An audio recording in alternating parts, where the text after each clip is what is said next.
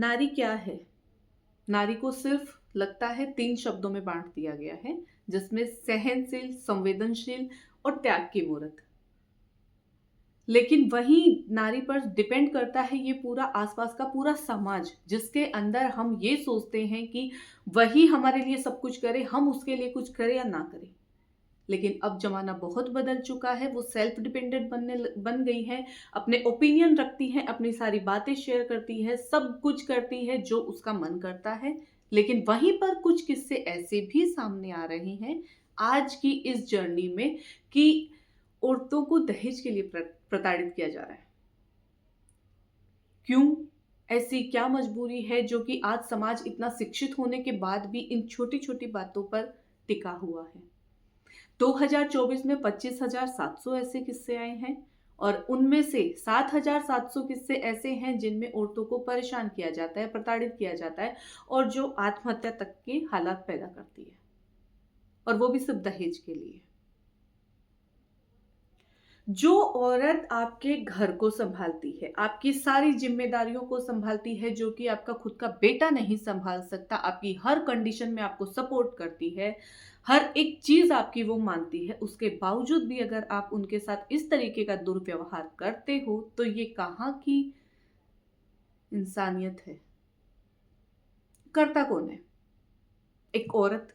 क्योंकि एक पुरुष को कहीं से कहीं तक ये पता नहीं है कि हमारे रीति-रिवाज क्या है, हमारी परंपराएँ ही क्या है। औरतों द्वारा ही सिखाया जाता है कि आप लोग को ये हमारा परंपरा, रीति-रिवाज ये सब कुछ है, सारी चीज़ें उनको औरतों पर ही डिपेंड है। लेकिन उन्हीं में दहेज, हमारी परंपरा तो नहीं है। भारतीय संस्कृति के हम लोग जिस देश में देवी माना जाता है लड़कियों को, औरतों को, पूजा जाता है कन्याओं को, वहीं पर कुछ ऐसे किस्से होते हैं जिनकी मैं पूरा समाज कहीं न कहीं बहुत से ऐसे लोग हैं जो इनके खिलाफ भी हैं। आज जब मैं बात करती हूँ डिजिटल स्किल से रिलेटेड, मेरी काफ़ी सारी हाउसवाइफ से बातें होती हैं। उनको मैं जब भी कुछ बातें बोलती हूँ, शेयर करते हैं हम लोग आपस में कि वो अपना ओपिनियन देती है और मैं उनको उनके डाउट भी क्लियर करती हूँ, सारी चीज़ें उनको बताती हूँ, समझाती हूँ। उनका मुद्दा ये आता है कि कहीं न कहीं वो बंधी हुई है अपनी ज़िम्मेदारियों के साथ।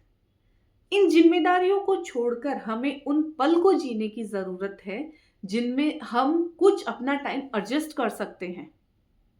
घर, परिवार, बच्चे, हर एक चीज़ है जिसको हम मैनेज करके, जब हमें बाहर जॉब करना होता है तो हम मैनेज करके जाते हैं। यही अपॉर्च्युनिटी घर पे होती है तो हम घर पे बैठ के भी करते हैं। तो उन्हीं किस्सों में से कुछ ऐसे भी किस्से हमें सुनने को मिलते हैं जो सुनकर बहुत अजीब लगता है।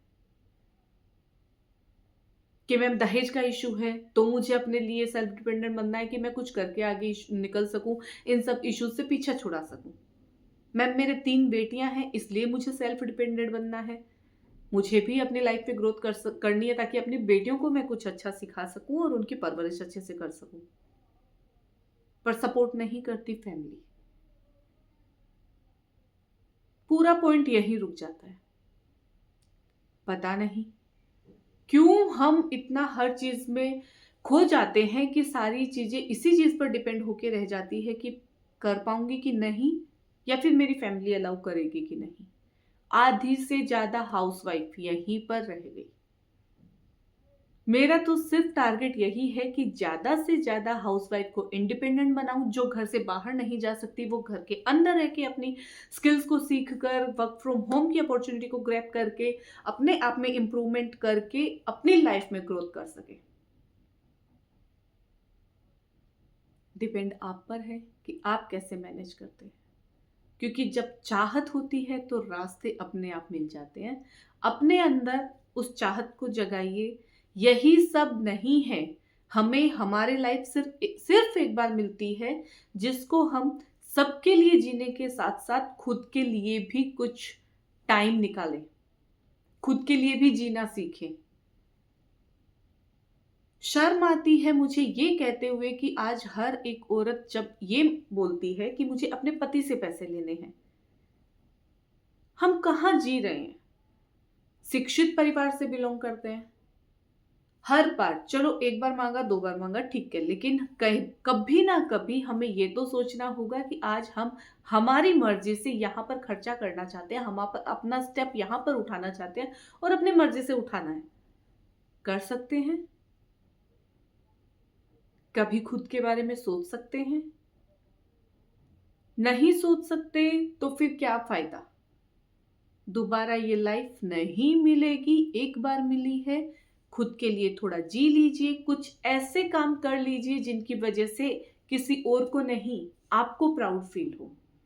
आप सोचें कि हाँ, मैंने उस दिन ये डिसीज़न लिया, आज उसकी वजह से मैं यहाँ पर इस लेवल पे हूँ। कोई और आपके हिस्से का सोचने नहीं आएगा, सब आपको अपनी ज़रूरतें, अपनी मजबूरियाँ बताने को आएगा कि आज मेरा ये काम है, आज मेरा ये प्रोजेक्ट है, आज मेरी इतनी ये चीज़ की डिमांड है। वो सब आपको फ़ॉर्मेलिटी पूरी करनी पड़ेगी, अपनी ज़िम्मेदारियाँ पूरी करनी पड़ेगी, लेकिन वहीं पर आप अपनी छोटी-सी ज़िम्मेदारी पूरी करिए कि अपनी नज़रों में खुद को प्राउड फ़ील करवाइए। कुछ टाइम अपने लिए निकाल कर स्किल्स में इम्प्रूवमेंट करके अपने आप को अपग्रेड करने के लिए।